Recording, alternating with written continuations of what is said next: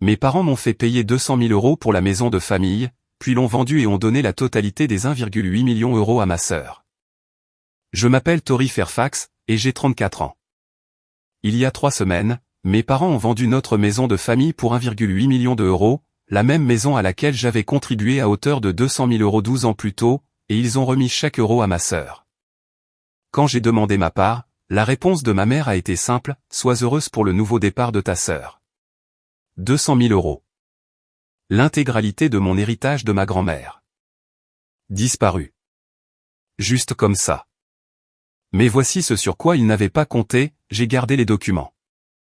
Un accord signé en 2012, me promettant 40% de la valeur de la maison dès qu'elle serait vendue. Ils pensaient que ce n'était que de la paperasse familiale. Qui poursuit sa famille en justice, n'est-ce pas? 1 heure après avoir passé un seul coup de fil, l'agent immobilier m'a contacté. La vente est gelée. Tes parents ne le vivent pas très bien. Avant de vous dire ce qui s'est passé ensuite, prenez un moment pour aimer la vidéo et vous abonner, mais seulement si vous voulez vraiment entendre comment cela se termine.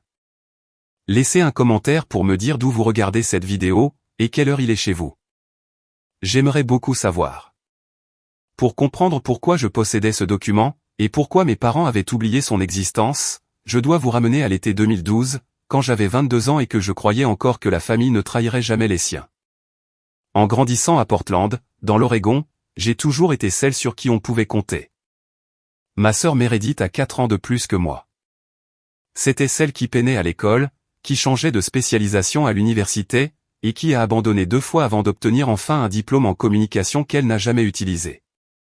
Elle s'est mariée jeune, à 24 ans, avec un type nommé Kevin qui travaillait dans la vente automobile. 2 enfants ont suivi. Et, quelque part en chemin, Meredith est devenue celle qui avait besoin d'aide. Moi? J'ai obtenu mon diplôme avec la mention summa cum laude en comptabilité, et j'ai été embauché chez Morrison & Caldwell dès ma sortie de l'école. Je n'ai jamais demandé un centime à mes parents après l'université. Et cela, apparemment, a fait de moi le distributeur automatique de la famille. Le schéma était prévisible. Meredith avait une crise, un problème de voiture, une facture imprévue, des frais de thérapie de couple, et mes parents m'appelaient. Tori, peux-tu aider ta sœur juste pour cette fois? Ce n'était jamais juste pour cette fois. En 2018, j'ai prêté 15 000 € à Meredith pour sauver son mariage. Thérapie de couple, disait-elle. Une escapade romantique pour se retrouver. Je n'en ai jamais revu un centime. Quand j'en ai parlé à Thanksgiving cette année-là, ma mère m'a prise à part. Ne sois pas mesquine, Tori. Ta sœur traverse des difficultés. Tu as un bon travail. J'ai fait le calcul une fois. En 10 ans, j'avais donné à ma famille, principalement à Meredith, plus de 40 000 € en prêts jamais remboursés, des cadeaux d'anniversaire qui servaient en fait à payer des factures, et des chèques de Noël qui allaient directement rembourser des dettes de cartes de crédit. Et rien de tout cela n'incluait le gros morceau, les 200 000 €. Ma mère disait toujours la même chose, chaque fois que j'hésitais, tu es celle qui en a les moyens, ta sœur n'a pas cette chance. Il m'a fallu 30 ans pour réaliser que ce n'était pas un compliment, mais une justification pour me vider jusqu'à la dernière goutte. Mais la vraie histoire commence avec ma grand-mère et l'argent qu'elle a laissé derrière elle. Ma grand-mère, Eleanor Mitchell, est décédée en mars 2012. Elle avait 87 ans, était vive d'esprit jusqu'à la fin, et elle m'aimait passionnément. J'étais la petite fille qui venait lui rendre visite. Chaque dimanche après-midi, pendant mes études, je faisais 40 minutes de route pour rejoindre sa maison de retraite à Lake Oswego. On jouait au Scrabble, on regardait de vieux films, et on parlait de tout, son enfance pendant la Grande Dépression, son mariage, la boulangerie qu'elle avait tenue pendant 30 ans avant de prendre sa retraite. Meredith venait peut-être 2 fois par an, à Noël et pour l'anniversaire de grand-mère Eleanor, parfois même pas. Donc, quand le testament de grand-mère Eleanor a été lu, personne n'aurait dû être surpris par son contenu. Mais ma mère a agi comme si elle avait reçu une gifle. À ma petite fille, Tori Ann Fairfax, je laisse la somme de 200 000 €, afin qu'elle puisse avoir une base financière solide pour son avenir. C'était tout. Clair. Spécifique. Intentionnel. Meredith a reçu le service de porcelaine de grand-mère. Ma mère a reçu les bijoux anciens. Mon père a reçu l'horloge grand-père, qui était dans la famille depuis des générations. Mais l'argent, le vrai argent liquide qui change une vie, mes revenus. Ma mère était furieuse. Pas contre grand-mère Éléanore, bien sûr, mais contre moi. Tu as dû la manipuler, a-t-elle dit lors de la réception des funérailles, sa voix basse et venimeuse. Elle n'était plus dans son bon sens, elle a toujours préféré Meredith. Ce n'était pas vrai. Grand-mère Éléanore aimait la petite fille qui était présente, ce n'était pas compliqué. J'ai gardé une copie de ce testament. Je l'ai toujours, d'ailleurs, dans le même coffre-fort où je garde tous mes documents importants. Il indique clairement l'intention de grand-mère, de l'argent pour mon avenir. 2 mois après avoir reçu cet héritage, ma mère a appelé avec une merveilleuse opportunité. J'aurais dû savoir, dès cet instant, que quelque chose ne tournait pas rond. Août 2012. J'avais 22 ans, je sortais tout juste de l'université, et j'étais assise dans le salon de mes parents pendant que ma mère m'expliquait comment je pouvais investir dans l'avenir de la famille. L'argument était simple. La maison familiale, que mes parents avaient achetée en 1995, avait encore environ 120 000 € de prêt hypothécaire. La maison valait environ 500 000 € à l'époque. Si je contribuais 200 000 € pour rembourser le prêt et faire quelques rénovations, je posséderais 40% de la valeur de la maison lorsqu'elle serait vendue. Considère ça comme un investissement, a dit mon père. L'immobilier prend toujours de la valeur. Tu gagneras de l'argent. Et tu aideras ta famille, a ajouté ma mère. C'est ce que grand-mère Éléanore aurait voulu. J'ai hésité. 200 000 €, c'était tout ce que j'avais, mon filet de sécurité entier. Les yeux de ma mère se sont durcis. Tu ne nous fais pas confiance, Tori? Nous sommes tes parents. J'ai appelé ma meilleure amie, Claire, ce soir-là. Nous étions proches depuis notre première année à Portland State, et elle était la seule personne en dehors de ma famille qui était au courant pour l'héritage. Au moins, mets quelque chose par écrit, a dit Claire. N'importe quoi. Une serviette en papier, peu importe. Alors j'ai demandé. Et mes parents ont ri. Très bien, a dit ma mère en levant les yeux au ciel. Si tu veux être professionnel à ce sujet. Mon père a tapé un accord simple sur son ordinateur familial. Une page. Il stipulait que moi, Tori Fairfax, je contribuais 200 000 € à la maison familiale, représentant 40% de sa valeur, à rembourser lors de la vente ou du transfert de la propriété. Mes 2 parents l'ont signé. Daté du 15 août 2012. J'ai gardé l'original dans mon coffre à Wells Fargo. Cela me coûtait 75 € par an pour ce coffre. Les 75 € les mieux dépensés de ma vie. 12 ans plus tard, ce bout de papier allait tout changer. Les années passent comme elles le font quand vous êtes occupé à construire une vie que vous pensez stable. J'ai gravi les échelons chez Morrison & Caldwell, d'expert comptable junior à expert comptable, puis à analyste financière senior. J'ai obtenu ma licence de CPA, j'ai emménagé dans un appartement décent dans le Pearl District, j'ai ouvert un compte d'épargne retraite, j'ai tout fait correctement. La vie de Meredith a pris un chemin différent. Elle et Kevin ont eu 2 enfants, Emma en 2016 et Jacob en 2019. Elle n'est jamais retournée travailler. Les enfants ont besoin de moi à la maison, disait-elle. Le salaire de Kevin dans la vente automobile couvrait à peine les besoins de base, et à travers tout cela, mes parents continuaient à m'appeler. Le toit avait besoin de réparation. Pourrais-je contribuer à hauteur de 8 000 €? Le système de chauffage était en fin de vie. Encore 12 000 €. Une année, les impôts fonciers étaient serrés. 5 000 € aideraient vraiment. Considère cela comme un investissement supplémentaire dans ta part, disait ma mère. J'ai gardé un compte approximatif. Sur 12 ans, j'avais donné à ma famille, principalement à Meredith, plus de 35 000 € en prêts, des cadeaux d'anniversaire qui étaient en réalité des paiements de factures, des chèques de Noël qui allaient directement éponger des dettes de cartes de crédit. Et rien de tout cela n'incluait la grosse somme, les 200 000 €. Puis, en janvier 2024, le mariage de Meredith s'est enfin effondré. Kevin l'a quitté pour une femme qu'il avait rencontrée à la concession. Il a gardé la maison, qu'ils avaient achetée à son nom seul. Meredith est partie avec ses vêtements, les enfants, et rien d'autre. Elle est revenue vivre chez mes parents. Et soudain, toutes les conversations de famille se sont concentrées sur une seule chose, comment aider Meredith à prendre un nouveau départ? En septembre 2024, ma mère a appelé avec une nouvelle qui allait briser tout ce que je croyais savoir sur ma famille. Nous vendons la maison, a-t-elle annoncé, et nous avons trouvé un acheteur. Le 15 octobre 2024. Un mardi. Je m'en souviens parce que j'étais à mon bureau, en train d'examiner les états financiers trimestriels, quand le nom de ma mère a clignoté sur l'écran de mon téléphone. Merveilleuse nouvelle, a-t-elle dit, sa voix chantant presque. Nous avons vendu la maison. 1,8 million d'euros. Peux-tu le croire? Le marché de Portland est fou en ce moment. J'ai fait le calcul instantanément. Réflexe de comptable. 40% de 1,8 million, ça faisait 720 000 euros. Mon investissement initial, plus 12 ans de plus-value. Enfin. C'est génial, maman. Alors, quand est-ce qu'on? Nous avons décidé de tout donner à Meredith. J'ai cessé de respirer. Elle en a plus besoin que quiconque, a continué ma mère, inconsciente. La pauvre a tout perdu dans le divorce. Elle a besoin d'un apport pour une nouvelle maison, d'argent pour se remettre sur pied. Cela lui donnera un nouveau départ. Maman, ma voix n'était plus qu'un murmure. Qu'en est-il de ma part? Les 200 000 euros que j'ai investis?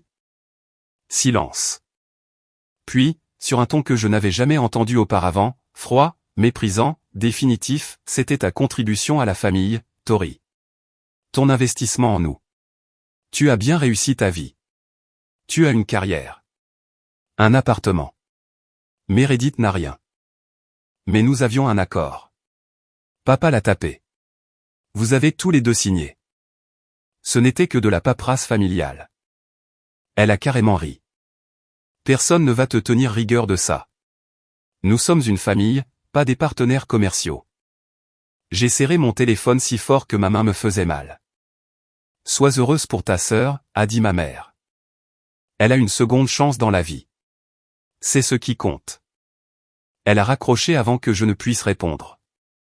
Je suis resté assise à mon bureau pendant 10 minutes sans bouger. L'écran de mon ordinateur s'est mis en veille. Le bureau bourdonnait autour de moi. Et quelque chose en moi, quelque chose qui s'était plié, adapté et accommodé pendant 34 ans, a finalement rompu. Je n'ai pas dormi cette nuit-là. Je suis resté allongé dans mon lit à repasser chaque moment. Chaque prêt jamais remboursé. Chaque fait où les problèmes de Meredith occupaient le centre de l'attention. Chaque fois que j'avais ravalé mes propres besoins, parce que, Tori peut gérer ça. À 6 heures du matin, j'ai renoncé à dormir et j'ai appelé Claire. Quelle heure est-il, a-t-elle grogné. 6 heures. Je dois parler. 20 minutes plus tard, elle était totalement réveillée et totalement furieuse pour moi. Tori, s'il te plaît, dis-moi que tu as gardé cet accord. Je l'avais. Bien sûr que je l'avais. J'étais comptable. Je gardais tout. Alors, il te faut un avocat, a dit Claire. Aujourd'hui, pas demain. Aujourd'hui. Quand est la signature de la vente? J'ai vérifié l'email que ma mère m'avait transféré quelques semaines plus tôt, à l'époque où elle prétendait encore que je serais incluse dans la célébration. La vente était prévue pour le 20 octobre, dans 5 jours. Je ne sais pas si je peux faire ça, ai-je chuchoté. Ce sont ma famille. Tori, la voix de Claire était ferme. Quelle famille prend 200 000 euros à sa fille, puis agit comme si cela n'était jamais arrivé? Quelle famille regarde l'héritage de ta grand-mère, cet argent qu'elle t'a spécifiquement laissé, et décide que quelqu'un d'autre le mérite plus? Je n'avais pas de réponse. Si un inconnu te faisait ça, a continué Claire, tu appellerais la police. Pourquoi ta famille devrait-elle avoir un passe-droit? Elle avait raison. Je savais qu'elle avait raison. Je le savais depuis des années, probablement. Je n'avais juste pas voulu le voir. Et si je les perds, ai-je demandé. Et si cela détruit tout? Qu'est-ce que tu as en ce moment, a rétorqué Claire. Une famille qui te traite comme un distributeur de billets n'est pas une famille. C'est une banque avec des chantages affectifs. Cet après-midi-là, j'ai pris rendez-vous avec un avocat spécialisé en immobilier, nommé Nathan Webb. Pour la première fois de ma vie, je me suis choisi, moi. Le bureau de Nathan Webb était au 14e étage d'une tour du centre-ville de Portland, avec des fenêtres allant du sol au plafond, surplombant la rivière Willamette. Il était dans la quarantaine, avec des tempes grises, et cette présence calme qui vient de décennies passées à voir les gens dans leur pire moment. Je lui ai remis 3 documents, l'accord de 2012 avec les signatures de mes parents, le relevé bancaire montrant mon virement de 200 000 €, et une copie du testament de ma grand-mère. Il a tout lu en silence. 2 fois. Mademoiselle Fairfax, a-t-il finalement dit en posant les documents. Selon la loi de l'Oregon, cet accord est contraignant. J'ai expiré. Je n'avais pas réalisé que je retenais mon souffle. Le document est signé par les 2 parties, a-t-il continué. Il spécifie le montant contribué, le pourcentage de propriété, et les conditions de remboursement. Ce n'est pas sophistiqué, mais c'est exécutoire. Ma mère a dit que ce n'était que de la paperasse familiale, ai-je dit. Que personne ne me tiendrait rigueur de ça. Nathan a presque souri. Les gens disent beaucoup de choses quand ils essaient d'éviter de payer 720 000 €. Il a expliqué mes options. Je pouvais envoyer une lettre formelle réclamant ma part, mais cela donnerait à mes parents le temps de prendre un avocat, potentiellement de contester l'accord, et de faire traîner les choses pendant des mois ou des années. Ou alors, je pouvais attendre le jour de la signature, me présenter avec un représentant légal, et faire valoir ma réclamation directement. La vente ne pourrait pas être finalisée, s'il y avait un litige de propriété légitime. Que me recommanderiez-vous, ai-je demandé. La signature est dans 3 jours, a dit Nathan. Si vous voulez la certitude, vous vous présentez avec une documentation qu'ils ne peuvent pas réfuter, devant des témoins qui ont l'obligation légale de traiter les litiges de propriété, avant de compléter toute transaction. J'ai repensé à la voix de ma mère au téléphone, sois heureuse pour ta sœur. J'y serai, ai-je dit. Que dois-je faire? Nathan Webb a agi rapidement. À la fin de notre réunion, le 17 octobre, il avait déjà rédigé une lettre à Lakewood Realty, l'agence gérant la vente de mes parents, les informant d'un litige de propriété potentiel affectant la propriété. Nous ne vous identifierons pas encore par votre nom, a-t-il expliqué. Juste le fait qu'une réclamation existe. Cela les met légalement en garde. Ils seront tenus de divulguer cela à toutes les parties, avant la signature. J'ai imaginé mes parents recevant cette nouvelle, la confusion, la prise de conscience naissante. Que se passera-t-il quand ils découvriront que c'est moi? Ils essaieront de vous contacter, probablement par l'intermédiaire de votre mère, avec de la culpabilité, de la manipulation, tout ce qui a fonctionné par le passé. Le regard de Nathan était stable. La question est de savoir si vous tiendrez bon. J'y ai réfléchi. 34 ans à plier, à être celle qui est responsable, à regarder le cadeau de ma grand-mère, son souhait explicite et documenté pour ma sécurité et être remis à quelqu'un d'autre parce que ma sœur en avait plus besoin. Je tiendrai bon, ai-je dit. Nathan a hoché la tête. Bien. J'assisterai à la signature avec vous le 20. Nous apporterons des copies notariées de tout. L'accord original, les relevés de virement, même le testament de votre grand-mère montrant son intention. Il a fait une pause, puis a ajouté quelque chose qui a fait tomber mon estomac. Je devrais mentionner que j'ai examiné les documents de mise en vente que vos parents ont déposés. Ils ont signé une déclaration du vendeur attestant qu'il n'y avait aucune réclamation ou litige sur la propriété. C'est-à-dire? Cela signifie qu'ils ont soit complètement oublié votre accord, soit qu'ils l'ont délibérément omis. Son expression était neutre, professionnelle. Dans les 2 cas, ils ont signé un document juridiquement contraignant qui n'était pas exact. Ce n'est pas bon pour eux. La signature était dans 3 jours. Ma famille n'avait aucune idée que j'allais arriver, aucune idée que j'avais cet accord, aucune idée que leur vente à 1,8 million € était sur le point de s'arrêter net, et honnêtement, j'étais terrifié. 17 octobre, 17h47. Mon téléphone a sonné. Maman. J'ai failli ne pas répondre, mais j'avais besoin de savoir ce qu'il savait. Tori. Sa voix était enjouée, presque artificiellement. Je suis tellement contente de t'avoir eu. Nous organisons une petite fête après la signature, une pendaison de crémaillère pour Meredith chez elle. Enfin, une fois qu'elle en aura trouvé une. Tu viendras, n'est-ce pas? Une fête. Il prévoyait une fête. Quand est-ce, ai-je demandé, en gardant une voix neutre. Le 21, juste après que toute la paperasse soit réglée. Toute la famille sera là. Tante Linda, oncle Robert, tout le monde. Nous sommes si heureux pour le nouveau départ de Meredith. J'ai fermé les yeux. Je vais essayer d'y être. Merveilleux. Oh, et Meredith veut te remercier personnellement. Elle sait que tu as toujours été là pour elle. Me remercier de l'avoir laissé prendre mon héritage, ai-je pensé. Comme c'est généreux. Après avoir raccroché, je me suis assise seule dans mon appartement et j'ai laissé la rage m'envahir. Ce n'était pas une colère chaude. C'était quelque chose de plus froid, de plus clarifiant. Le genre de colère qui vient quand on voit enfin une situation exactement pour ce qu'elle est. Cette nuit-là, j'ai reçu un texto de Meredith, M, merci de ta compréhension. Je sais que c'est beaucoup, mais tu as toujours été la plus forte. Je ne sais pas ce que je ferais sans ma petite sœur pour me soutenir. Je t'aime. Savait-elle pour mes 200 000 euros? Savait-elle qu'elle célébrait avec mon héritage? Je ne tarderai pas à le savoir. 3 jours avant la signature, mes parents pensaient que c'était terminé. Ils pensaient que j'avais accepté mon rôle. La fille dévouée.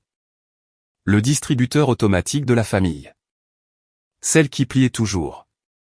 Ils n'avaient aucune idée que pour la première fois de ma vie, je ne pliais pas. J'étais en train de me libérer. 18 octobre. 2 jours avant la signature. J'ai inventé une excuse pour rendre visite à mes parents, en disant que je voulais récupérer quelques vieux albums photos avant que les nouveaux propriétaires n'emménagent. Ma mère était chez le coiffeur. Mon père jouait au golf. Seule Meredith était là, surveillant les enfants dans le jardin. J'étais dans mon ancienne chambre, en train de rassembler des photos, quand j'ai entendu la voix de Meredith à travers les murs fins. Elle était au téléphone, en train de rire. Non, Tori ne fera pas d'histoire. Elle est trop gentille pour ça. Tu sais comment elle est. Maman a dit qu'elle avait mis un peu d'argent il y a des années. Mais c'était il y a une éternité. De l'histoire ancienne. Et honnêtement, j'en ai plus besoin. J'ai les enfants. Sur quoi Tori dépenserait-elle son argent? Son appartement? Son ennuyeux travail de comptable? Ma poitrine s'est serrée. Le 1,8 million d'euros ne suffira même pas une fois que j'aurai acheté une maison et remboursé quelques dettes. Il ne me restera probablement que 800 000 euros après tout ça. Mais c'est un début, non? Elle a fait une pause, écoutant celui ou celle qui était au bout du fil. Tori comprendra. Elle comprend toujours. C'est son truc. Elle est celle qui comprend. Je suis resté immobile, respirant à peine. Maman dit qu'elle a contribué un peu à la maison à l'époque, mais peu importe. C'était un cadeau. La famille est de la famille. Et j'ai plus besoin de l'aide qu'elle. Elle savait. Elle était au courant pour ma contribution, et elle avait décidé que cela n'avait aucune importance. Parce que j'avais un travail et un appartement, et qu'elle avait des enfants et des problèmes. Parce que j'étais, celle qui comprend. Je suis parti sans les albums photos. Je ne pouvais pas la regarder. Je ne pouvais pas faire confiance à ce que je pourrais dire. 2 jours avant la signature, et maintenant je connaissais la vérité. Ma sœur était complice. Ce n'était pas seulement la décision de mes parents, c'était aussi la sienne. Cette nuit-là, je n'ai pas pu dormir. Encore. À 1h du matin, j'ai appelé Claire. Elle a décroché à la 2e sonnerie, elle attendait des nouvelles. Elle savait, ai-je dit, ma voix tremblant. Meredith était au courant pour l'argent. Elle a juste décidé que je ne le méritais pas. Oh, Tori. Elle a appelé ça un cadeau. A dit que la famille est de la famille. J'ai ri amèrement. Comme si je n'avais pas aidé cette famille pendant toute ma vie d'adulte. Claire est restée silencieuse pendant un moment. Puis, est-ce que tu as des doutes? Je voulais dire non, mais la vérité était plus compliquée. Meredith a 2 enfants, ai-je chuchoté. Emma a 8 ans, Jacob en a 5. Ils n'ont rien demandé de tout ça.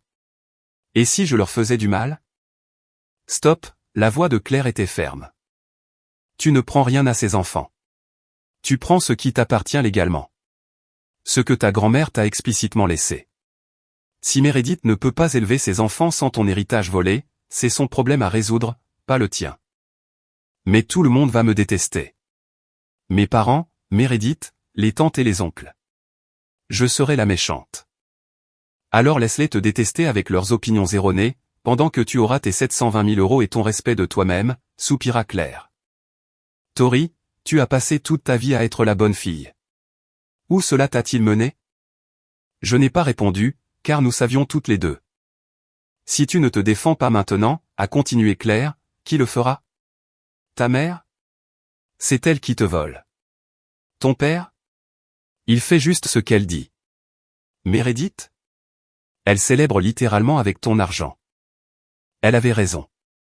Je savais qu'elle avait raison. J'ai raccroché et je suis resté allongé dans le noir, fixant le plafond. Le 20 octobre, 10h, bureau de Lakewood Realty, au centre-ville. J'y serai, avec mon avocat, et le document qu'ils avaient oublié que je possédais. D'accord, je dois faire une pause ici pour vous poser une question directement. Si vous étiez à ma place, à ce carrefour, en sachant que votre famille ne vous pardonnerait probablement jamais, que feriez-vous? Vous battriez-vous pour ce qui est à vous, même si cela signifiait les perdre? Ou laisseriez-vous tomber, pour maintenir la paix? Commentez votre réponse, A, si vous vous battriez. B, si vous laisseriez tomber. Et si vous êtes investi dans la fin de cette histoire, abonnez-vous, car la signature arrive. Maintenant, retour à l'histoire. 19 octobre, un jour avant la signature. J'ai rencontré Nathan Webb à son bureau pour une ultime séance de stratégie. La table de conférence était couverte de documents, mon accord original, des copies notariées, des relevés bancaires, même une chronologie que j'avais écrite, montrant chaque contribution supplémentaire que j'avais faite sur 12 ans. Voici comment demain va se dérouler, a dit Nathan, en poussant un bloc-notes juridique vers moi. La signature est prévue à 10h au bureau de Lakewood Realty, au centre-ville. Tes parents, ta sœur, les acheteurs, leur avocat, un officier de dépôt fiduciaire de la société de titres, tout le monde sera dans la pièce. Et ils ne savent pas que je viens? L'agence immobilière sait qu'il y a un litige de propriété. Ils sont légalement tenus d'informer toutes les parties avant la signature, mais je leur ai demandé de ne pas révéler qui a déposé la plainte, pour l'instant. J'ai essayé d'imaginer le visage de ma mère quand elle le découvrirait. Que se passe-t-il quand nous entrons? Je me présenterai en tant que ton représentant légal. Nous présenterons l'accord de 2012 et la documentation à l'appui. À ce stade, l'officier de dépôt ne peut pas procéder à la transaction tant que le litige n'est pas résolu. Et ensuite? L'expression de Nathan était indéchiffrable. Ensuite, tes parents auront un choix. Reconnaître ta réclamation et ajuster la distribution en conséquence, ou faire face à un procès potentiel, qu'ils perdront et qui leur coûtera beaucoup plus cher à long terme. J'ai hoché lentement la tête. Ils essaieront de me manipuler, devant tout le monde. Probablement. C'est pourquoi je ferai la majeure partie de la parole. Ton travail est de rester calme, de dire le moins possible, et de laisser les documents parler d'eux-mêmes. Ce soir-là, j'ai préparé mes vêtements. Un blazer bleu marine professionnel, un chemisier blanc, un pantalon noir. J'allais entrer dans cette pièce en ayant exactement l'air de ce que j'étais, une professionnelle de la finance qui connaissait ses droits. Demain allait tout changer. 20 octobre 2024, 9h45. Lakewood Realty occupait le rez-de-chaussée d'un immeuble rénové au centre-ville de Portland. Des fenêtres du sol au plafond, des briques apparentes, le genre d'espace qui criait, ici, les transactions réussies se produisent. Je suis arrivé 15 minutes à l'avance avec Nathan. La réceptionniste nous a conduits à une salle de conférence aux parois de verre, où nous pouvions voir les autres parties arriver. Mes parents sont arrivés en premier. Ma mère portait un chemisier couleur crème et des perles, sa tenue de réunion importante. Mon père semblait mal à l'aise dans une veste de sport, tirant constamment sur son col. Ils ne m'ont pas remarqué dans la salle de conférence. Ils étaient trop occupés à rire avec Jennifer Walsh, l'agente immobilière. Meredith est arrivée ensuite, paraissant mieux apprêtée que je ne l'avais vue depuis des mois. Maquillage complet, coiffure faite, portant une robe portefeuille et des talons. Elle parlait déjà des couleurs de peinture pour sa nouvelle cuisine.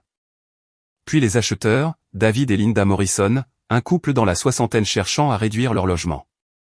Leur avocate, une femme aux cheveux gris avec une mallette en cuir. Enfin, l'officier de dépôt de la société de titres, un jeune homme serrant un dossier épais de documents. Tout le monde a pris place. Meredith était assise entre nos parents, rayonnante. Elle a jeté un coup d'œil autour de la pièce et m'a finalement remarqué. Tori. Elle avait l'air confuse. Qu'est-ce que tu fais ici? La tête de ma mère s'est tournée vers moi. Un instant, quelque chose a vacillé dans ses yeux. De l'incertitude? De la peur? Je suis venu pour soutenir la famille, ai-je dit d'une voix égale. Voici mon avocat, Nathan Webb. Nathan a hoché la tête poliment mais n'a rien dit. Le sourcil de mon père s'est froncé. Avocat? De quoi as-tu besoin d'un avocat? Jennifer Walsh s'est raclé la gorge, manipulant nerveusement ses papiers. Eh bien, avant de commencer, il y a quelque chose que nous devons aborder. La pièce est devenue très calme. Le sourire de ma mère n'a pas vacillé, mais ses yeux sont devenus froids.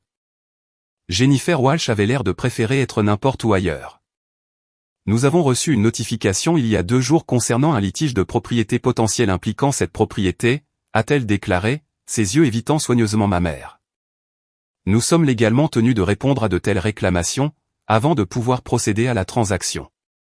Ma mère a ri, un son théâtral et fragile. Litige de propriété? C'est absurde. Cette maison appartient à Richard et moi. Elle est à nos noms depuis 30 ans. Maman, ma voix était stable. Tu sais exactement de quoi il s'agit.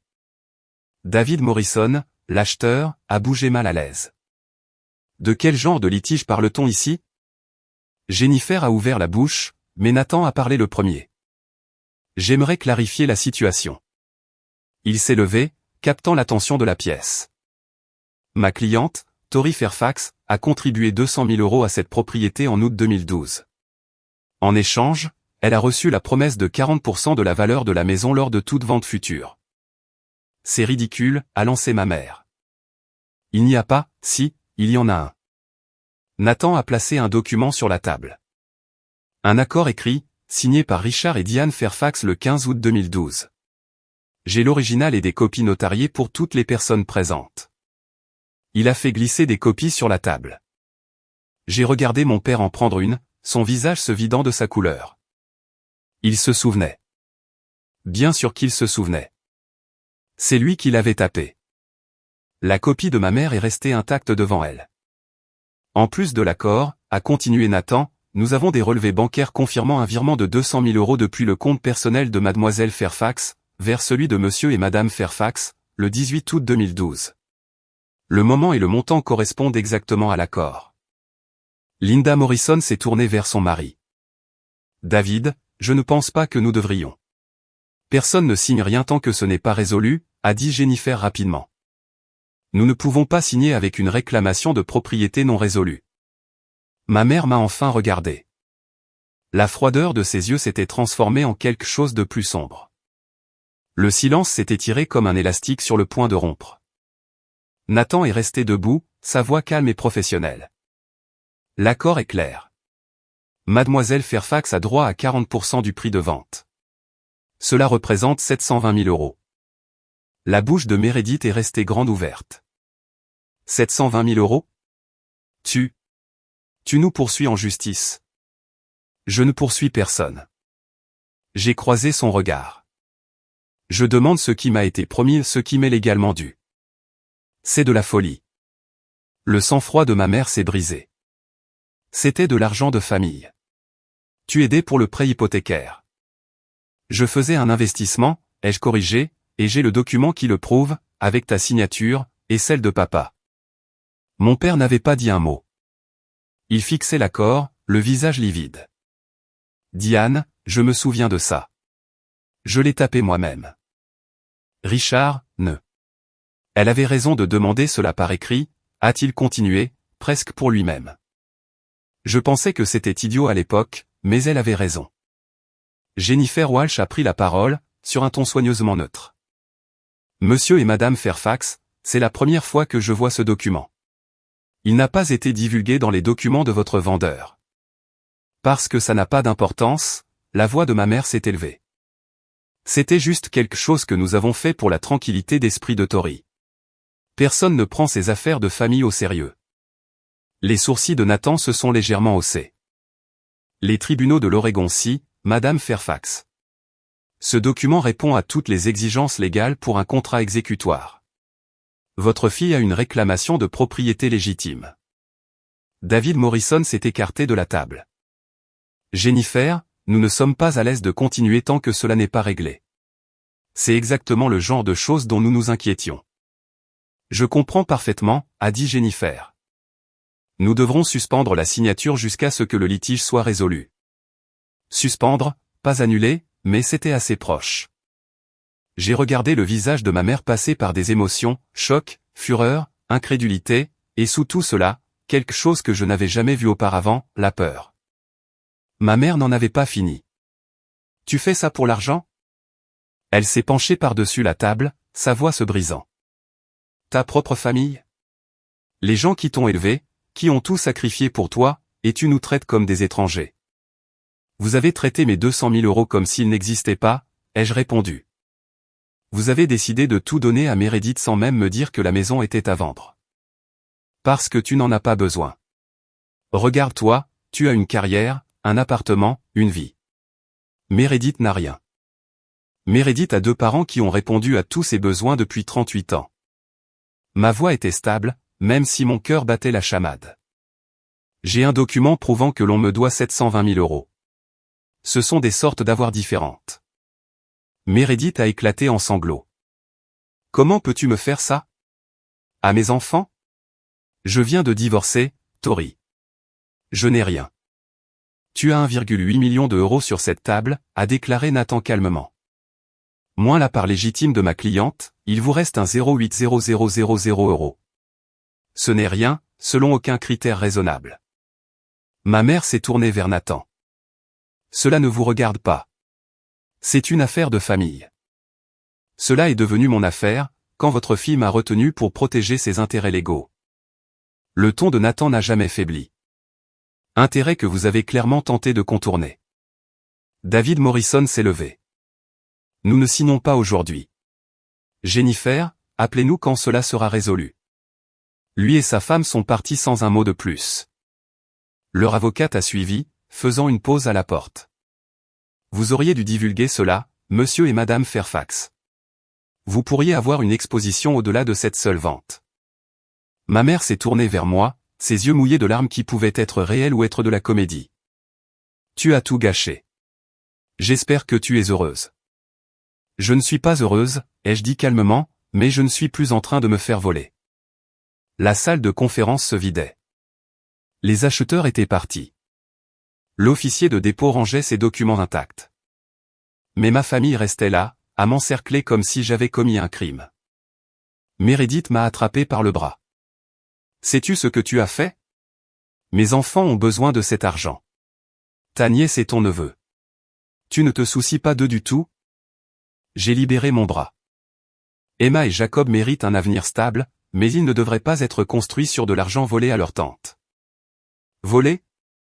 La voix de Meredith est devenue stridente. Maman a dit que tu avais proposé d'aider pour la maison. Elle a dit que tu voulais contribuer. J'ai contribué 200 000 € avec la promesse d'en récupérer 40% lors de la vente. Ce n'est pas de la charité, Meredith. C'est un investissement. Et j'ai les documents pour le prouver. Tu avais 22 ans. Tu as probablement mal compris. J'étais diplômé de l'université avec un diplôme en comptabilité. Je comprenais exactement ce que je signais. Et maman et papa aussi. Mon père a enfin parlé. Tori, s'il te plaît, est-ce qu'on ne peut pas trouver un arrangement? En privé? Sans avocat ni étrangers impliqués? Je l'ai regardé. Cet homme qui avait passé toute ma vie à s'en remettre à ma mère, qui avait signé l'accord puis prétendu qu'il n'existait pas. Vous avez eu 12 ans pour trouver un arrangement, ai-je dit. Vous avez eu 12 ans pour me dire que vous prévoyiez de vendre. 12 ans pour dire, Tori, parlons de ta part. Vous ne l'avez pas fait. Vous avez essayé de donner mon argent à Meredith et espéré que j'étais trop gentil pour faire des histoires. J'ai pris mon sac et je me suis levé. Je suis prête à négocier, ai-je dit. Je veux mes 720 000 € et ensuite, je n'ai plus rien à voir avec ça. Mais je ne me laisserai pas culpabiliser pour renoncer à ce qui est à moi. Plus jamais. Nathan a tendu sa carte à ma mère en sortant. Elle ne l'a pas prise. Elle a flotté jusqu'à la table, comme un drapeau blanc qu'elle refusait d'accepter. 1 heure après avoir quitté la signature, mon téléphone a sonné. L'appelant était la queue Audrey Alty. Mademoiselle Fairfax, ici Jennifer Walsh. Oui, je voulais vous informer de la situation. Elle semblait épuisée. La vente est officiellement gelée jusqu'à ce que le litige de propriété soit résolu.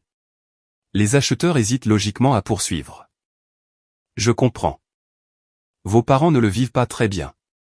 Votre mère insiste pour dire que tout cela est un malentendu. Votre père demande s'il y a un moyen d'accélérer une résolution.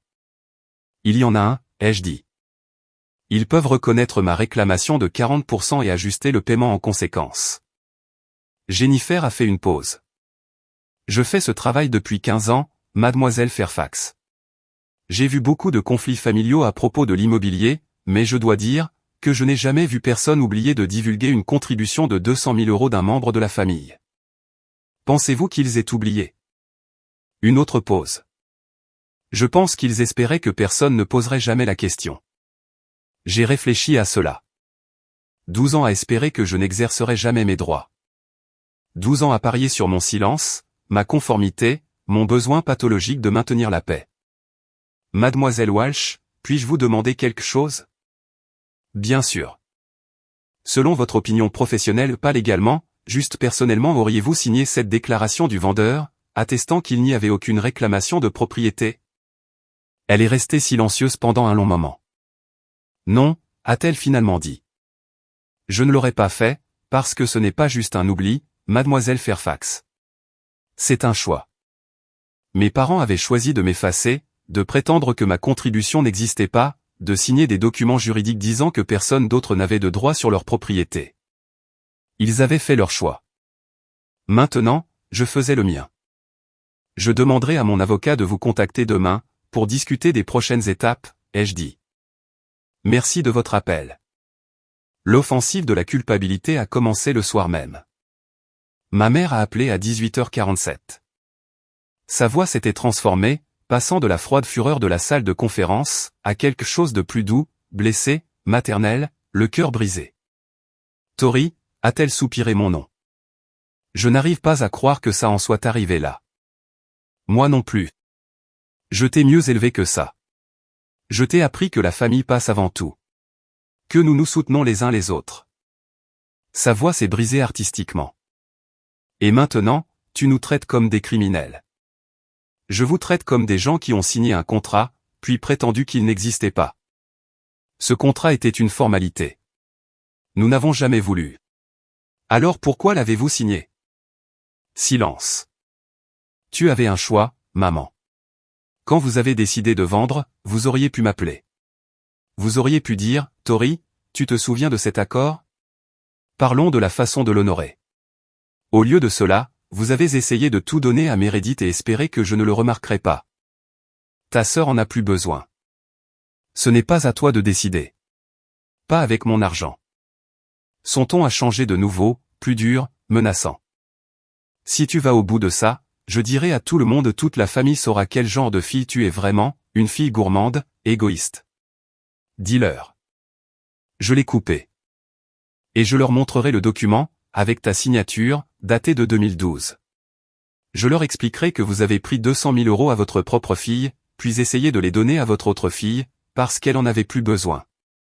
Pour la première fois de ma vie, ma mère n'a eu aucune réponse. Je ne suis pas la méchante dans cette histoire, maman. Je suis celle qui a l'épreuve. Le cœur de ton père, a-t-elle dit finalement. Il a une condition cardiaque. Le stress pourrait. La santé de papa, c'est la responsabilité de papa. La mienne, c'est de me protéger contre le vol. J'ai raccroché avant qu'elle ne puisse dire autre chose. Mes mains tremblaient. Mais je n'ai pas rappelé. D'accord, je sais que c'était intense. Je suis encore en train de traiter ça moi-même, honnêtement. C'est le moment où j'ai le plus besoin de votre soutien. Si vous ressentez cela avec moi, si vous avez déjà eu une famille qui a essayé de vous culpabiliser pour vous faire abandonner quelque chose qui vous revenait de droit, appuyez sur ce bouton j'aime. C'est comme ça que je sais que vous êtes encore là avec moi. Et si vous avez une histoire comme celle-ci, déposez-la dans les commentaires. Vous n'êtes pas seul. Maintenant, retour à ce qui s'est passé ensuite. Je ne m'attendais pas à ce que Meredith appelle cette nuit-là. Il était presque 22 heures quand son nom est apparu sur mon écran. J'ai hésité, puis j'ai répondu. Tori. Sa voix était différente, fatiguée, vidée des larmes théâtrales de tout à l'heure. On peut se parler? Juste nous deux. On se parle. Maman est en train de perdre les pédales. Elle est au téléphone avec tante Linda depuis 1 heure, a inventé une histoire sur la façon dont tu nous as tendu une embuscade. Meredith a ri amèrement. Je ne pense pas que Linda y croit. Je n'ai rien dit. J'ai besoin de te demander quelque chose, a continué Meredith. Et j'ai besoin que tu sois honnête. D'accord. As-tu vraiment mis 200 000 euros? Jean, ton propre argent? En 2012? J'ai senti quelque chose se serrer dans ma poitrine. Tu sais que je l'ai fait. Tu l'as dit toi-même au téléphone hier à la maison. Silence. Puis. Tu as entendu ça? J'en ai entendu assez. Tori, Elle s'est interrompue. Maman m'a dit que tu avais aidé un peu à l'époque. Elle n'a jamais dit combien. Je jure que je ne savais pas que c'était 200 000 euros. Pas avant aujourd'hui. Je voulais la croire, mais les mots que j'avais entendus à travers ce mur, Tori comprendra, elle comprend toujours, continuer de raisonner. Tu savais qu'il y avait quelque chose, ai-je dit. Tu as juste choisi de ne pas demander combien, parce que tu ne voulais pas savoir. Le silence s'est étiré entre nous. Peut-être que tu as raison, a finalement admis Meredith.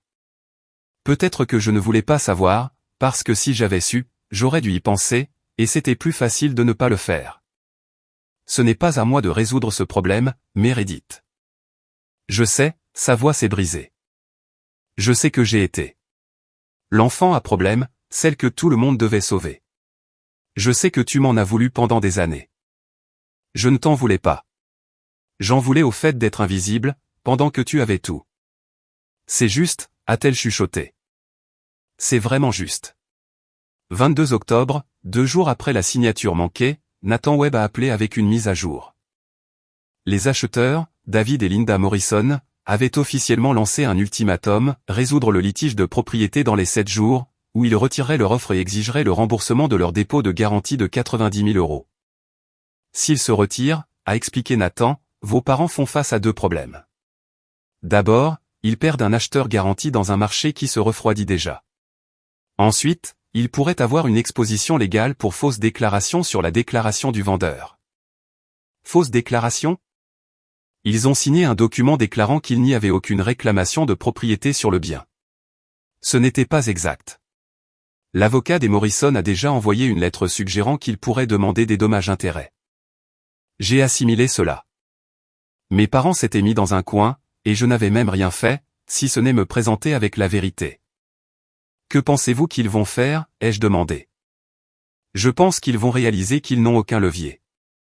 Chaque jour qui passe leur coûte de l'argent, frais juridiques, frais de maintien de la maison, poursuite potentielle des acheteurs. Pendant ce temps, vous pouvez attendre indéfiniment. L'accord n'expire pas. Cet après-midi-là, j'ai appris que ma mère avait engagé son propre avocat, un avocat de famille nommé Douglas Peters, qui, selon Nathan, lui avait immédiatement conseillé que combattre ma réclamation serait long et presque certainement infructueux. Ses mots exacts, apparemment, étaient « Madame Fairfax, votre fille possède une documentation que tout juge dans l'Oregon reconnaîtra comme valide. Mon conseil professionnel est de négocier. » J'ai presque ri. Après 34 ans où ma mère contrôlait chaque récit, elle était enfin tombée sur une situation où sa version des faits n'avait aucune importance. Les faits étaient les faits, les signatures étaient les signatures, et le temps lui manquait. La menace de ma mère de « tout dire à tout le monde » s'est retournée contre elle de façon spectaculaire.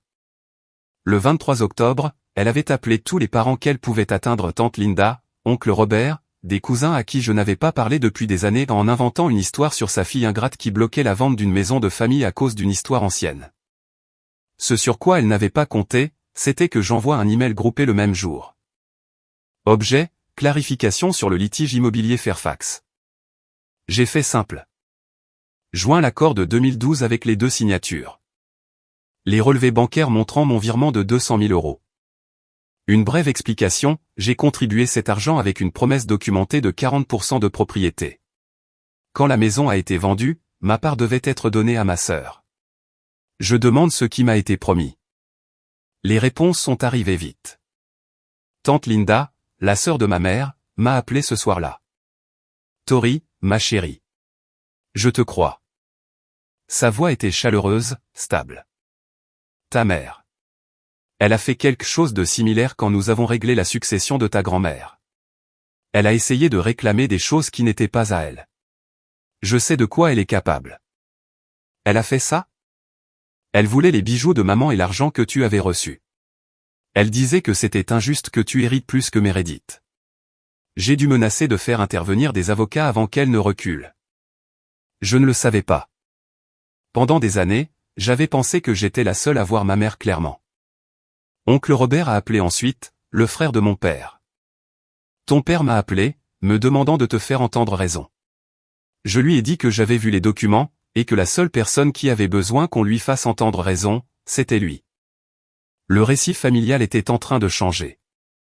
Ma mère avait compté sur le fait que tout le monde croit son histoire sans preuve. Elle n'avait pas prévu que je fournirais des reçus, littéralement. Tu n'es pas seul dans cette épreuve, m'a dit tante Linda avant de raccrocher. Tu ne l'as jamais été. Nous ne savions juste pas comment aider. 24 octobre. Mon père a appelé. C'était la première fois qu'il me contactait sans que ma mère ne l'orchestre. Tori. Sa voix était lourde, fatiguée. On peut se parler? Juste toi et moi.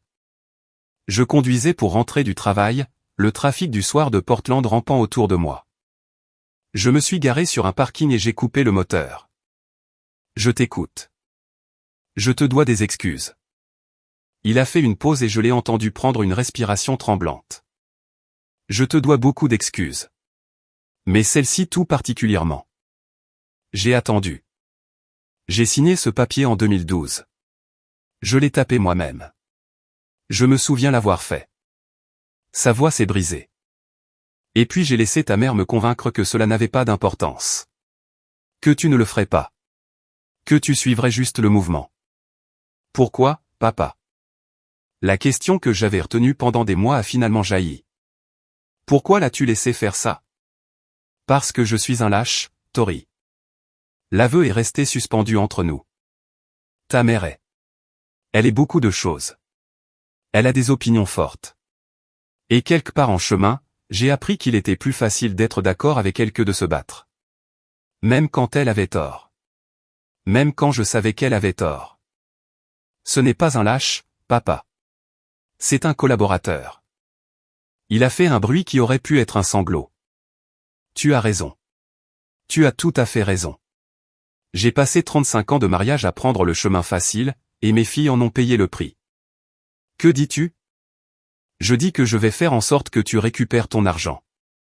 Je ne sais pas encore comment. Ta mère se bat toujours. Mais je ne laisserai pas ça se terminer en te laissant sans rien. Pas encore. J'ai besoin de plus que des promesses, papa. Je sais, sa voix s'est raffermie, pour une fois dans ma vie, je vais faire ce qui est juste, même si cela doit me coûter. Je voulais le croire. Je ne savais juste pas si je pouvais. 26 octobre, le bureau de Nathan. La salle de conférence semblait différente de celle de la signature chez mes parents. Plus petite, plus intime. Et, d'une certaine manière, plus définitive. Mes parents étaient assis en face de moi avec leur avocat, Douglas Peters. Meredith n'était pas là. J'avais demandé à ce qu'elle soit exclue. C'était entre moi et les personnes qui avaient signé ce document. Douglas a parlé le premier. Mes clients m'ont autorisé à proposer un règlement. Ils transféreront 720 000 € à Mademoiselle Fairfax à partir du produit de la vente, représentant sa part de 40% telle que spécifiée dans l'accord de 2012. J'ai regardé ma mère. Son visage était un masque, sans émotion, contrôlé. Quelle que soit la bataille intérieure qu'elle avait menée, c'était terminé. En échange, a continué Douglas, Mademoiselle Fairfax signera une décharge renonçant à toute réclamation future contre la propriété ou le produit restant. Nathan m'a jeté un coup d'œil. Nous avions discuté de cette possibilité. Ma cliente accepte, a dit Nathan. Nous préparons la décharge dans les 24 heures.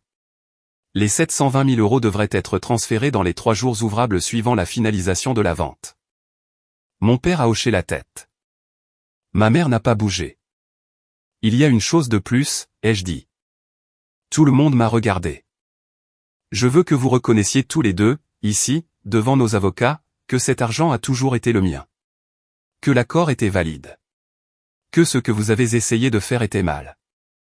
La mâchoire de ma mère s'est contractée. Tori, j'ai besoin de l'entendre. Le silence s'est étiré. Mon père a parlé le premier. Tu as raison. C'était le tien. Nous avions tort d'essayer de le prendre. Ma mère fixait la table. Pendant un long moment, j'ai pensé qu'elle ne dirait rien du tout. Très bien, a-t-elle fini par dire. C'était le tien. On a fini? Ce n'était pas l'excuse que je méritais, mais c'était plus que ce que je n'avais jamais obtenu auparavant. On a fini, ai-je dit, et pour la première fois en 12 ans, je l'ai cru. Après la réunion, ma mère m'a rattrapé dans le couloir. Contente maintenant? Sa voix était basse, amère. Tu as ton argent. Tu nous as humiliés devant tout le monde. Tu as gagné. Je me suis arrêté mais je ne me suis pas retourné. Ce n'a jamais été une question de gagner, maman. Vraiment? Parce qu'on dirait que tu as compté les points pendant tout ce temps, en attendant le moment parfait pour encaisser. Maintenant, je me suis tourné. J'ai gardé un document, c'est tout. Un document que toi et papa avez signé, me promettant quelque chose. Pendant 12 ans, je n'en ai jamais parlé une seule fois. Je n'ai jamais demandé d'intérêt. Je ne me suis jamais plainte de l'argent supplémentaire que j'ai mis pour les réparations et les taxes. J'ai juste cru que quand le moment viendrait, vous feriez ce qui est juste. Et je ne l'ai pas fait. Sa voix a vacillé. Je sais. Tu n'as pas à continuer de le dire. Je n'essaie pas de te blesser, maman. J'essaie d'expliquer pourquoi j'ai dû faire ça. J'ai pris une respiration. Pendant 34 ans, j'ai été la fille qui donne, qui ne se plaint pas, qui rend tout plus facile pour tout le monde. Et où cela m'a-t-il mené? Elle n'a pas répondu. Je ne veux pas te détester, ai-je continué. Je ne veux pas te perdre. Mais je ne peux plus être ton distributeur automatique. Je ne peux plus être celle qui sacrifie tout pendant que Meredith prend tout. Si nous voulons avoir une quelconque relation à l'avenir, elle doit être différente. Différente comment? Égale. Avec des limites. Je resterai ta fille. Mais je ne serai plus ton plan de secours. Les yeux de ma mère étaient humides. De vraies larmes cette fois, ai-je pensé. Je ne sais pas comment faire ça, a-t-elle murmuré. Je ne sais pas comment être ce que tu demandes. Alors peut-être est-il temps d'apprendre, ai-je dit. Je l'ai fait. Je suis parti avant qu'elle ne puisse répondre. 28 octobre. La signature a enfin eu lieu. Je n'y étais pas. Je n'en avais pas besoin. Nathan a représenté mes intérêts. Et à 11h47, j'ai reçu une confirmation par email. Tous les documents signés. Vente terminée. Produits distribués. 31 octobre. 3 jours plus tard, j'étais à mon bureau chez Morrison & Caldwell, quand mon téléphone a vibré avec une notification bancaire. Dépôt 720 000 €. J'ai fixé le chiffre pendant longtemps. 720 000 €. Le cadeau de ma grand-mère. Enfin honoré. Mon investissement. Enfin restitué. Ma valeur enfin reconnue. J'ai appelé Claire. C'est fait, ai-je dit. Comment te sens-tu? J'y ai réfléchi. Pas aussi heureuse que je l'espérais. Pas triomphante. Juste soulagée. Comme si un poids que je ne savais pas porter, avait enfin été soulevé. C'est ça la fermeture, a dit Claire. Ce ne sont pas des feux d'artifice. C'est juste le calme. Ce soir-là, j'ai pris une décision. J'utiliserai une partie de l'argent, 50 000 €, pour créer un petit fonds de bourse au nom de ma grand-mère, la Fondation Eleanor Mitchell pour les femmes universitaires de première génération. Cela aiderait des jeunes femmes comme moi, celles qui travaillent dur, suivent les règles, et sont parfois oubliées malgré tout. Grand-mère Eleanor m'a laissé cet argent pour que j'aie une fondation. Maintenant, je pouvais transmettre ce cadeau. J'ai appelé la Fondation communautaire de Portland le lendemain matin pour lancer le processus. La femme au téléphone a demandé pourquoi je voulais créer ce fonds. Ma grand-mère a cru en moi quand personne d'autre ne le faisait, ai-je dit. Elle voulait que j'aie un départ solide. Maintenant, je veux donner cela à quelqu'un d'autre. C'est magnifique, mademoiselle Fairfax. Peut-être que ça l'était, ou peut-être que c'était juste la chose à faire. Quoi qu'il en soit, j'avais l'impression que c'était quelque chose que grand-mère Eleanor aurait approuvé. Janvier 2025. 3 mois après la signature. Ma vie semblait différente maintenant, pas de façon spectaculaire, mais de façon significative. Je travaillais toujours chez Morrison & Caldwell, mais j'avais enfin demandé l'augmentation que je méritais depuis 2 ans. Ils m'ont donné 15%, plus un bonus pour le travail de rétention de clients que j'avais fait au dernier trimestre. Il s'est avéré que lorsque vous arrêtez d'accepter moins que votre valeur dans un domaine de votre vie, vous arrêtez de l'accepter partout. J'ai acheté un appartement dans le quartier Albertard. 2 chambres, parquet d'origine, un petit balcon où je pouvais boire mon café et regarder la pluie de Portland. C'était à moi, mon nom sur l'acte de propriété, mon espace, mon avenir. La plupart de l'argent est allé dans des investissements, fonds indiciels, comptes de retraite, un petit fonds d'urgence. Des choix ennuyeux et responsables, le genre de choix que grand-mère Eleanor aurait fait. J'ai commencé à voir une thérapeute, le docteur Rachel Brennan, spécialisée dans la dynamique familiale et la fixation de limites. Nos séances étaient difficiles, creusant 34 ans de volonté de plaire, de se faire toute petite, de croire que l'amour signifiait sacrifice. La partie la plus difficile, lui ai-je dit lors de notre 3e séance, est d'accepter que ma famille n'a pas eu tort par accident. Ils savaient ce qu'ils faisaient. Ils espéraient juste que je serais trop gentil pour les arrêter. Et comment cela vous fait-elle vous sentir? En colère. Triste. Libre. J'ai fait une pause. Surtout libre. Elle a hoché la tête. Vous faites votre deuil, Tori. Pas seulement de l'argent ou de la relation que vous auriez voulu avoir. Vous faites le deuil de la version de vous-même qui croyait que les choses s'amélioreraient si elle en donnait assez. Cette version de moi était une idiote. Cette version de vous était une survivante. Elle a fait ce qu'elle devait faire. Maintenant, vous pouvez faire quelque chose de différent. Différent, sonnait bien. Différent, sonnait comme un début. Ma relation avec ma famille s'est installée dans quelque chose de nouveau, pas guéri, pas brisé, juste différente. Ma mère et moi nous parlions une fois par mois, des appels courts, en surface. Elle ne s'est jamais excusée correctement, et j'ai cessé de l'attendre. Mais elle a aussi cessé de me demander de l'argent, de me comparer à Meredith, de me traiter comme une ressource à gérer. C'était peut-être aussi bien que ça pouvait l'être. J'apprenais à l'accepter. Mon père a fait plus d'efforts. Il m'a envoyé une vraie lettre, manuscrite, de 2 pages, s'excusant pour chaque fois qu'il était resté silencieux quand il aurait dû parler. Ce n'était pas éloquent, mais c'était honnête. Nous avons dîné ensemble une fois, juste nous deux, et il m'a dit qu'il était fier de moi.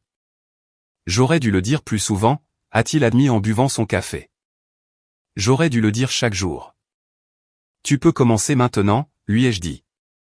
Et il l'a fait. La surprise fut Meredith. En décembre, elle m'a envoyé un texto, j'ai trouvé un travail. À temps partiel. Dans un cabinet dentaire. Le premier vrai travail en 8 ans. Je pensais que tu devrais le savoir. J'ai répondu, c'est génial Meredith, je le pense vraiment. Une semaine plus tard, elle en a envoyé un autre, j'ai acheté une maison, plus petite que ce que je voulais, mais c'est la mienne. J'ai utilisé mon argent. Mon argent. C'est stupide d'en être fier? Ce n'est pas stupide du tout. Elle m'a appelé la veille de Noël. Nous avons parlé pendant 1 heure. Vraiment parlé. Pour la première fois depuis des années. Des enfants. De son nouveau travail. De combien il était difficile de reconstruire une vie à partir de 0. Je pense que j'étais jalouse de toi, a-t-elle admis. Tu as toujours tout géré. Je détestais ça.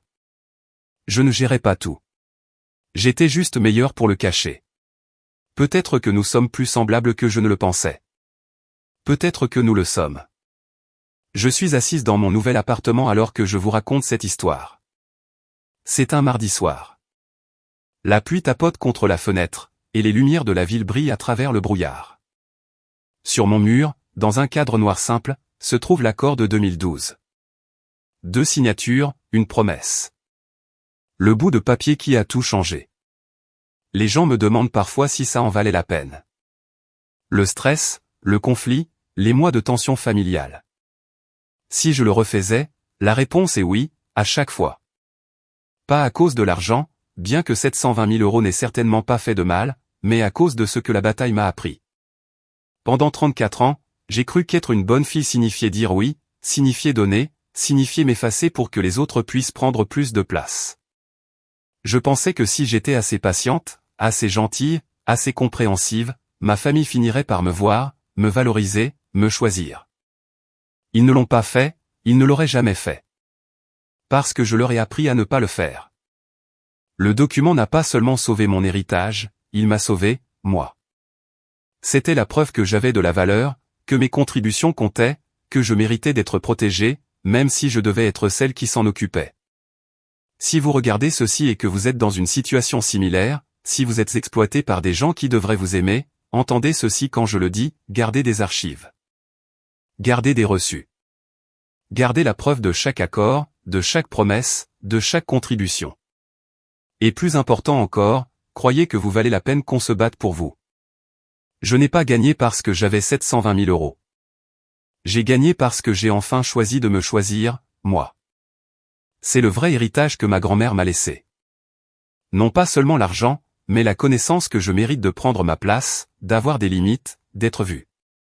Et personne, pas même la famille, n'a le droit de m'enlever ça. D'un point de vue psychologique, l'histoire de Tori reflète une dynamique avec laquelle de nombreuses familles luttent, le bouc émissaire versus l'enfant prodige. Quand on attend d'un enfant qu'il porte des fardeaux tandis qu'un autre est protégé des conséquences, les deux souffrent, mais différemment. L'enfant responsable apprend que l'amour est conditionnel à la performance. L'enfant protégé ne développe jamais de résilience. 3 leçons à retenir de cela. D'abord, aimer quelqu'un ne signifie pas le laisser vous exploiter. Les limites ne sont pas des murs, ce sont des portes que vous contrôlez. Deuxièmement, la documentation n'est pas de la méfiance, c'est de la clarté. Même avec la famille, et surtout avec la famille, mettez les accords importants par écrit. Troisièmement, dire non est parfois la chose la plus aimante que vous puissiez faire. Cela force les gens à grandir d'une manière que l'enablement, le fait de permettre facilité, ne fera jamais. Si l'une de ces choses a résonné en vous, sachez que vous n'êtes pas seul, et que vos droits financiers, émotionnels, personnels valent la peine d'être protégés. Vous méritez de prendre votre place. Merci d'être resté avec moi jusqu'à la fin de cette histoire. Si elle a signifié quelque chose pour vous, si vous avez été la Tori de votre famille, appuyez sur ce bouton j'aime et abonnez-vous. C'est comme ça que je sais que ces histoires comptent. Il y a plus d'histoires comme celle-ci dans la playlist ci-dessous, dans la description. Des gens qui se sont levés, ont tracé des lignes, et ont retrouvé le chemin vers eux-mêmes. Jusqu'à la prochaine fois, prenez soin de vous, parce que vous le méritez.